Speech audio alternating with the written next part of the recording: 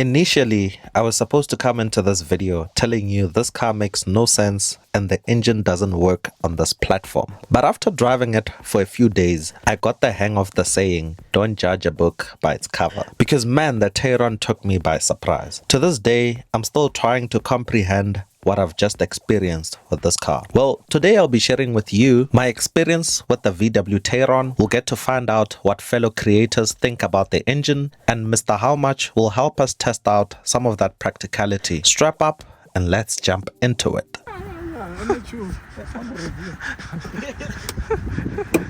Yeah.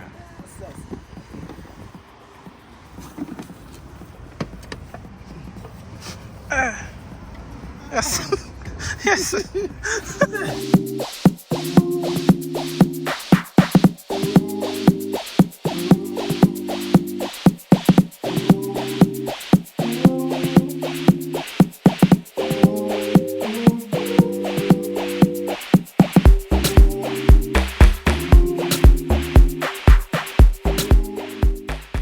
By now you probably know this, but in case you aren't aware, the Tayron is based on the Tiguan. It's a more practical and 7-seater alternative of the Tiguan, essentially replacing the Tiguan All-Space and giving it its own name and identity. Although the Tayron is marketed as a 7-seater SUV, it comes standard as a 5-seater. Only the Life and R-Line models come as a 7-seater. So what's that all about? But anyways, the range kicks off from 811,800 rands for the base model.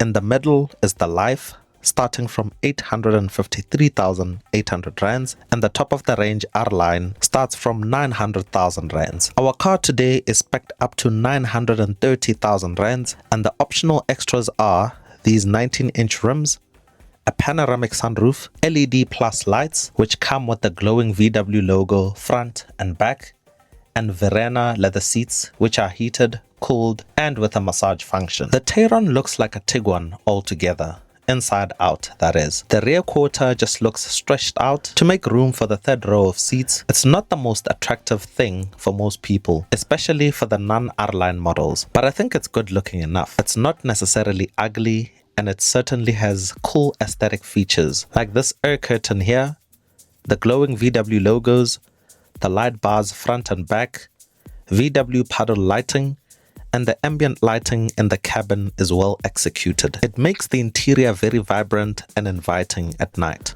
This massive infotainment screen works wonders on this car. It suits the size and aura of the Tayron. I've gone more in depth on the looks and features of this platform in my Tiguan review. The link is down in the description in case you want to check it out. The main reason you buy a Tayron is for its added practicality and additional row of seats. And here's Mr. How Much to take us through the third row. What about this row? You don't want this one? Mara, we moved it forward. What's your clip? What do you I want? wanna show the room in the third row. Okay. So I start from here and go there. This is how we met, bruh. Yeah. I'm not sure. That's on the review.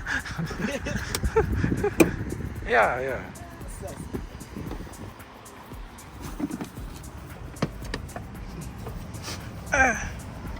Yes. Yes. What? But you can slide it a bit forward. That is good. Let me slide it a bit. Yes, yeah, too crouched, bruh. Yes. It's cramped. So it's just meant for kids, Yeah, basically. but you can sacrifice a bit of. A room, yeah. Then I can fit. But this is for small children. It looks too claustrophobic, Yeah, bruh. it's like for 10-year-old babies. You don't feel trapped in there? I do, because everything is just here. But yeah, it is what it is. The boot on the Tayron is 345 liters in capacity with all rows of seats up, 850 liters with the third row down, and 1,900 liters with all rear seats down. Now, the elephant in the room, well, lack thereof rather, and that is the engine. The Tayron is powered by the familiar 1.4 TSI motor with 110 kilowatts of power and 250 Newton meters of torque. Let's find out what fellow creators think about the engine. Sure, bruh. Oh, bro. What do you think? Not a befitting engine, eh? Well, it doesn't serve my purpose, but it's a very good car for a family. It's efficient, space. It's fast enough. What do you think, bro? There's room for a bigger engine here. Look at this. Man, no, we need a bigger engine. 3-liter V6 TDI something. Thank you. The one in the Touareg. Yes, they must put it. And look at this piece. Nah, man. Tayron R. This engine doesn't really suit the Tayron, but you know what they say. Men lie, women lie, but numbers don't lie. So here are the numbers to back it up. I consistently got around 5.6 liters per 100 kilometers on the highway and 7 liters per 100 kilometers in town, which is no different from the Golf, for example.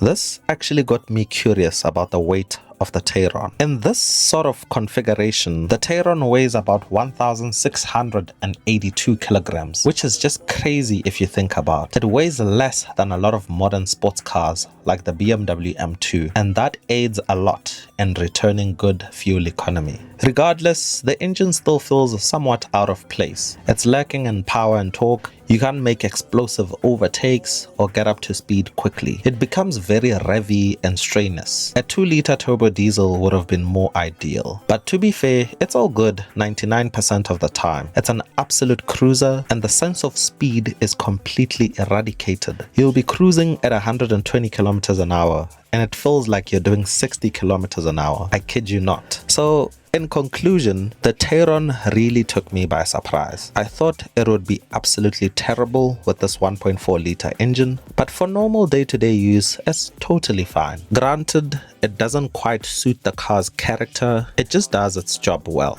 Overall, the car is a great package. It's loaded with tech and luxury features, quite practical, and you're getting a well-polished and familiar product. Thanks for watching.